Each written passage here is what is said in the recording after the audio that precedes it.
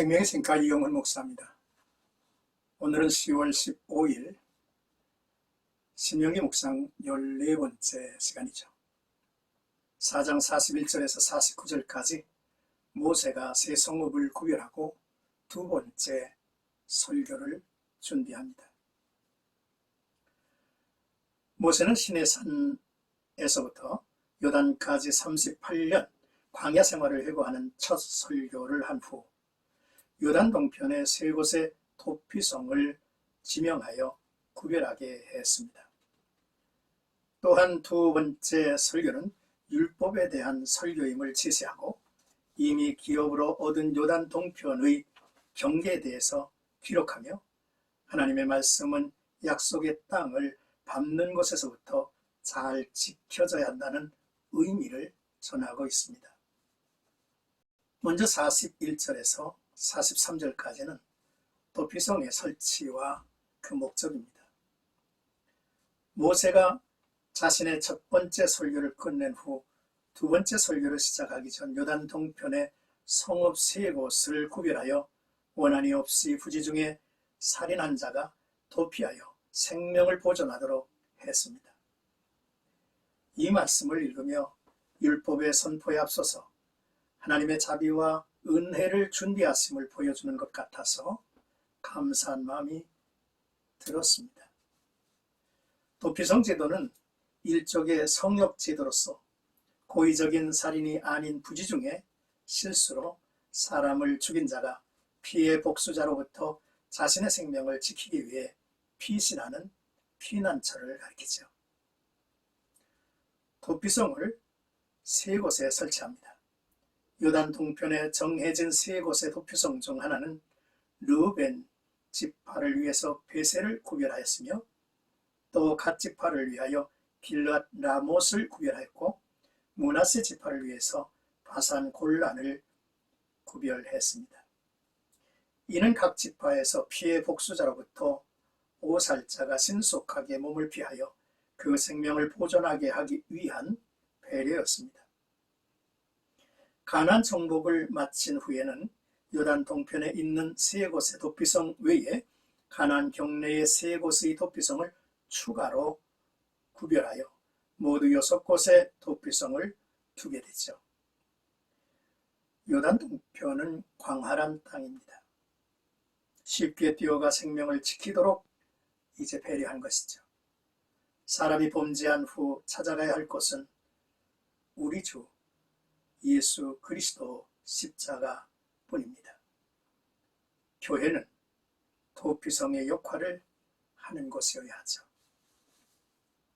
이제 44절에서 45절까지는 모세가 전할 두 번째 설교의 주제가 율법임을 지적하죠. 모세가 이스라엘 자손에게 선포한 율법은 이러하니라는 말은 모세의 첫 번째 설교가 과거 회상을 담고 있었다면 두 번째 설교의 내용은 곧 율법에 대한 풀이 및 적용임을 시사하고 있습니다. 이 율법은 하나님이 확정하신 것으로 모세가 증언과 규례와 법도를 선포한 것이라 했습니다. 모세의 두 번째 설교에서 가장 핵심이라 할 수 있는 것은 일반적으로 쇠마라 불리우는 6장 4절에서 9절입니다. 그 구절은 모세의 두 번째 설교의 종합이라고 해도 과언이 아닌 바 오늘날까지 예배, 종교, 선교, 교육 등의 지표가 되는 아주 중요한 구절이죠. 그렇습니다. 성경은 하나님을 보여주는 유일한 책이죠. 이 선포의 장소가 벳보을 맞은편 골짜기로 이것은 모세가 죽은 모압 평지 골짜기였습니다. 오늘 단락의 끝으로 46절에서 49절은 요단 동편의 경계라는 내용입니다. 모세가 율법을 선포하기 전 요단 동편의 땅의 경계를 확정 선포하는 것은 여기서부터 하나님이 이스라엘에게 약속하신 기업의 땅으로 이 땅을 밟는 모든 백성들은 하나님의 말씀에 따라 사는 것임을 선포하는 의미가 있습니다.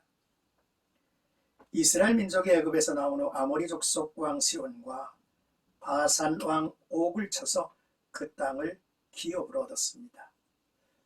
그 얻은 땅은 나르논 골짜기 아로엘에서부터 헤르몬 산까지였으며 그 동쪽은 아라바 바다까지 경계로 신명기 1장 1절에서 이미 언급한 바를 재차 강조하며 하나님의 언약이 성취되고 있음을 시사합니다. 이는 장차 가나안 땅을 정복함으로써 이루어질 하나님의 언약 성취에 대한 서곡과도 같습니다. 사랑하는 생각가족 여러분, 오늘 말씀을 묵상하면서 먼저 하나님은 항상 당신의 사랑과 자비를 앞서 행하시는 분임을 발견합니다. 도피성 제도가 그렇죠. 로마서 3장을 보면 모든 사람이 죄를 범하였으며 하나님의 영광에 이르지 못하더니 그리스도 예수 안에 있는 속량으로 말미암아 하나님의 은혜로 값없이 의롭다 하심을 얻은 자 되었느니라 하였습니다. 로마서 5장 8절에도요. 우리가 아직 죄인 되었을 때에 그리스도께서 우리를 위하여 죽으심으로 하나님께서 우리에 대한 자기의 사랑을 확증하셨느니라 했습니다. 또한 하나님이 계시하신 말씀이 성경이라는 거죠. 성경이 하나님의 뜻을 보여주는 유일한 책이죠. 신명기 6장 4절에서 9절의 말씀을 마음에 담고 살아야 하는 것이죠. 이뿐 아니라 하나님은 우리 믿는 자에게 영원한 기업을 주시는 분이라는 사실입니다. 사도 베드로는 우리 주 예수 그리스도의 아버지 하나님을 찬송하리로다.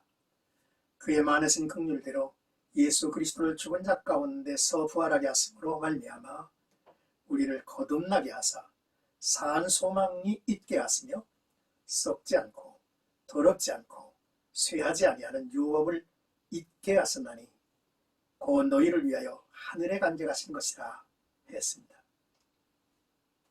요한이 증거하는 것처럼 이기는 자는 이것들을 상속으로 받으리라. 나는 그의 하나님이 되고 그는 내 아들이 되리라 하는 말씀을 우리가 듣습니다. 오늘도 우리보다 앞서 우리를 향하여 사랑으로 다가오시는 주님과 함께 신령과 진정으로 예배하는 마음 갖기를 원하고 또한 우리에게 영원한 생명의 기업이 되실 주님과 더불어서 큰 기쁨 속의 사귐과 소망 중에 이 날이 펼쳐지기를 주님의 이름으로 축복합니다.